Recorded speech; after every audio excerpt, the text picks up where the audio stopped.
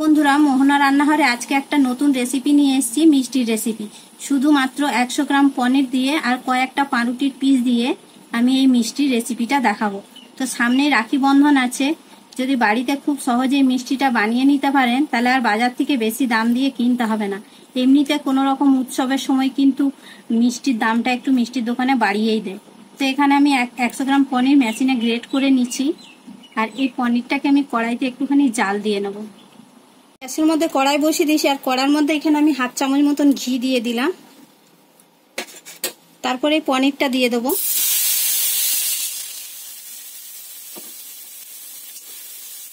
এর মধ্যে 1 চামচ চিনি দিয়ে দেবো। খুব ভালো করে এটা একটা পুরের মতন তৈরি করে নেব। পুরটা তৈরি হয়ে গেছে, এবার এটা আমি একটা বাটির মধ্যে তুলে নেব। কড়ার মধ্যেই আমি এই মিষ্টিটা বানাবার জন্য একটা মালাই তৈরি করব দুধের। তো এই কড়ার মধ্যে আমি এখানে 500 গ্রাম দুধ আগে থেকে গরম করে রেখেছিলাম। তো এখন আমি মালাইটা আবার তৈরি করে নেব। দুধটা ভালো করে জাল দিয়ে দিলাম, ভালো করে ফুটে গেছে, দেখো অনেকটা ঘন হয়ে এসছে। এর মধ্যে আমি 2টো এলাচ ফাটিয়ে দিয়ে দিলাম, আর এখানে 1 চামচ মতন আমি কর্নফ্লাওয়ার নিচ্ছি। এটা একটু জল দিয়ে গুলে নেব। কর্নফ্লাওয়ারটা দিচ্ছি এই কারণে যে মালাইটা আরো ঘন হবে। তোমরা চাইলে অ্যারারুটও দিতে পারো, এখানে আমি কর্নফ্লাওয়ার দিলাম। খুব ভালো করে জাল দিয়ে নেব। আর এখানে আমি পরিমাণ মতন চিনি দিয়ে দেবো।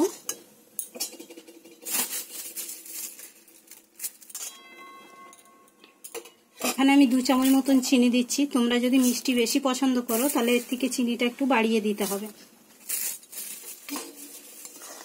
দুধের মালাইটা আমার হয়ে গেছে, এবার আমি গ্যাসটা বন্ধ করে দেবো, আর এটা একটা বাটির মধ্যে আমি ঢেলে রেখে দেবো।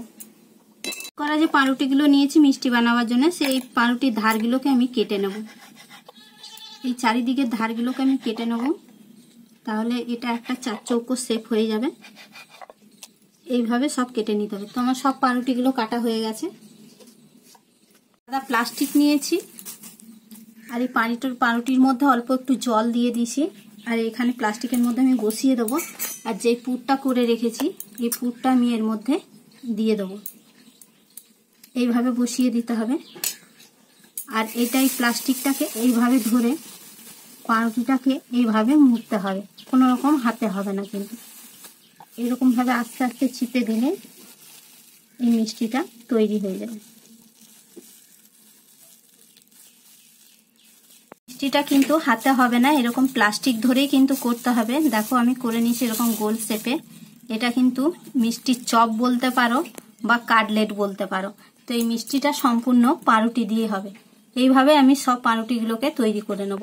প্রত্যেকটা মিষ্টি কিন্তু আমার তৈরি হয়ে গেছে, দেখো এইভাবে কিন্তু তোমরা তৈরি করে নেবে প্লাস্টিকের সাহায্যে। এটা মিষ্টির কাটলেটও বলতে পারো বা মিষ্টির চপও বলতে পারো। একটা প্লেটের মধ্যে সাজিয়ে দিচ্ছি।